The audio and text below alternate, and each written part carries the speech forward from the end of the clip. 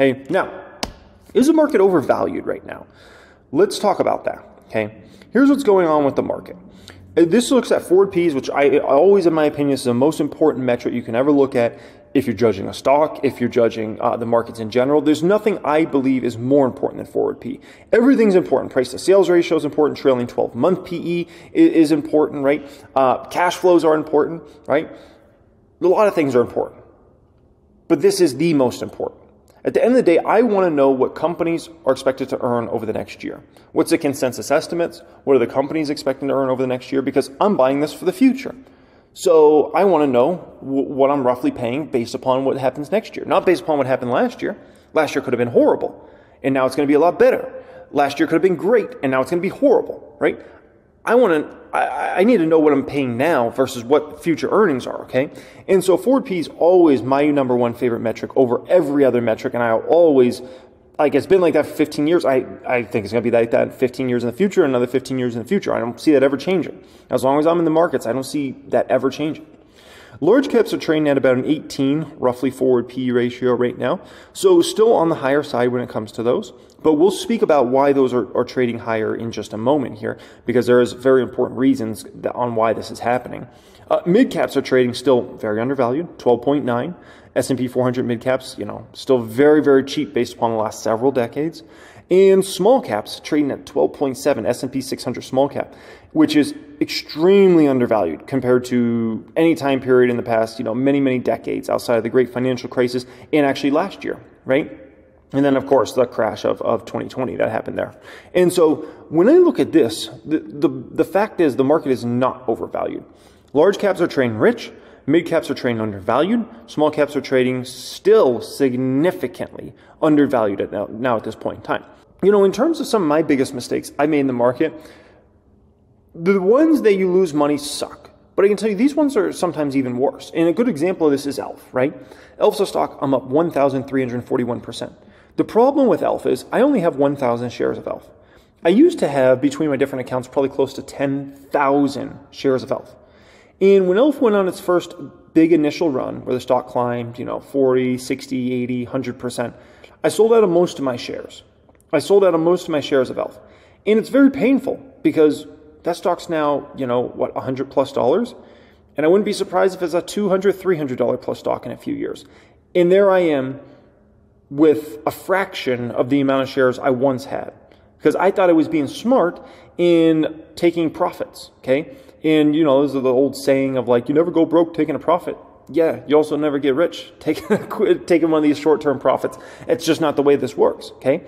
And, I sold a lot of my ELF shares, kind of in these ranges, right? And I missed out on this huge opportunity here, right?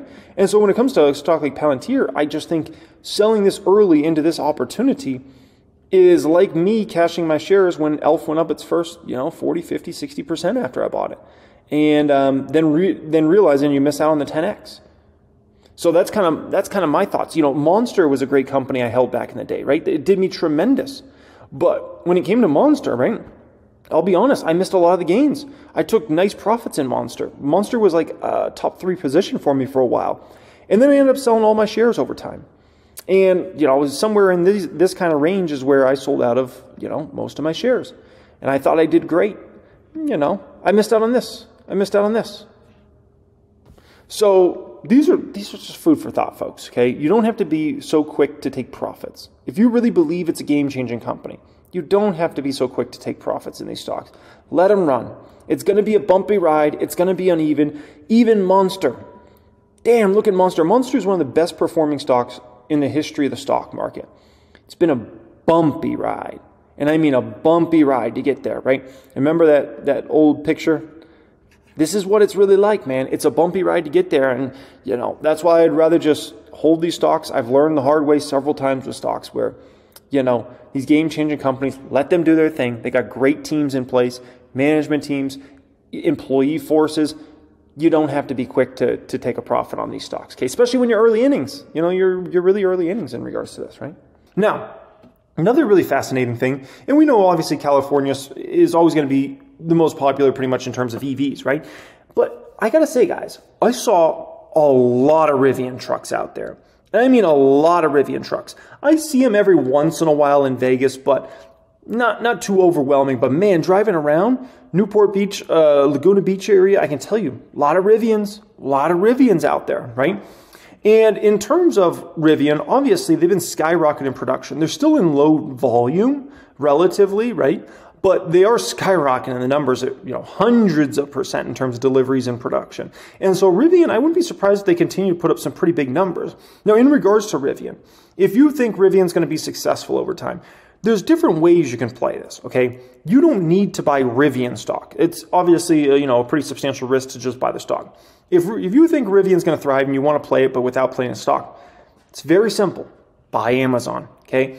And if Rivian thrives over the coming years, guess what? It's just going to be another thing to help out Amazon, right? And it's never going to be a game changer for Amazon, whether Rivian's a huge success or failure over time. But it could be something that certainly helps them, because do keep in mind, Amazon, last time I checked, Amazon owns between 15 and 20% of the entire Rivian company, okay? Now, Ford did sell out from what I saw recently. So if you're thinking about playing Rivian stock in terms of, playing it through Ford, it doesn't look like that's a possibility. So the only real ways to play Rivian, it looks like, is either you buy Rivian stock straight up if you think they're going to be a huge success, or you just buy Amazon stock. And so, I actually am a believer of Rivian. I actually do think they're going to succeed over time. I've looked at their SUV, and I can tell you, if Tesla didn't offer the Model X, I would actually buy the Rivian SUV for my family if the Model X didn't exist, because Model Y is just a little too small with having 3 kids, in my personal opinion. Everybody can have a different opinion on that. But yeah, so I am a believer in Rivian. And if you didn't know, they also have the massive orders. You guys might even be seeing these around some of your neighborhoods now at this point in time. But Rivian makes a lot of or basically all the EV prime vehicles now at this point in time. So you kind of distinctive look when it comes to them. So I can tell you, out here in Vegas, we have a lot of them now. Actually, I say the majority of Amazon vehicles I see personally now driving around are like Rivian ones. And so they do have that kind of, that's amazing for not just Amazon, but it's amazing for Rivian over time, because it kind of gives them like a steady business of just a stream of Amazon orders that are pretty much, at the end of the day, do you think Amazon's going to have a bigger need for more of these vans in 5 years from now than today, or less, right? I would say probably more. And so if that's the situation, obviously, Rivian's going to make a lot of money from that, right? Between producing the vehicles, plus they're going to break down over time.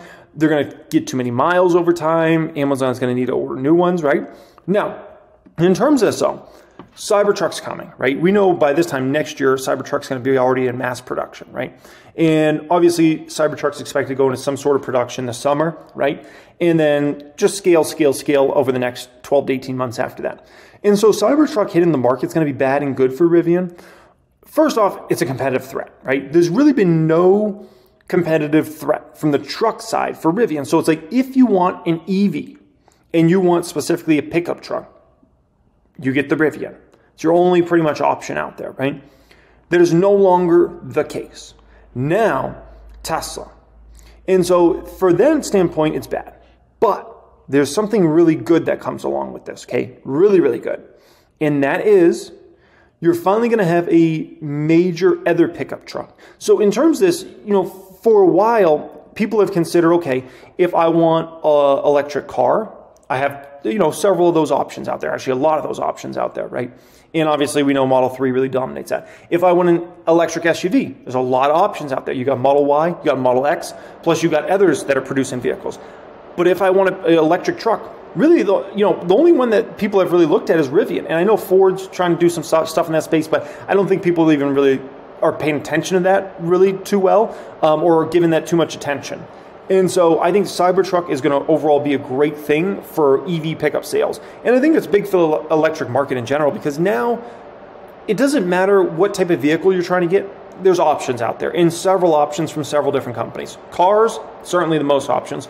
Pickup trucks there will be now, and then SUVs. And I think that's ultimately great. And if you're talking about getting electric vehicles to do 10 million, 15 million, 20 million sales a year, right, and really start dominating the overall auto market, at the end of the day, you're going to need pickup trucks to be there, because we know a massive amount of Americans love to drive their pickup trucks. You might not see it as much if you live in a big, big city, but I can tell you, drive around Vegas, you see it. Drive around Arizona, go to Texas, and you're going to realize how many people love pickup trucks. It's a whole different culture, okay? Whole different culture. So that's that.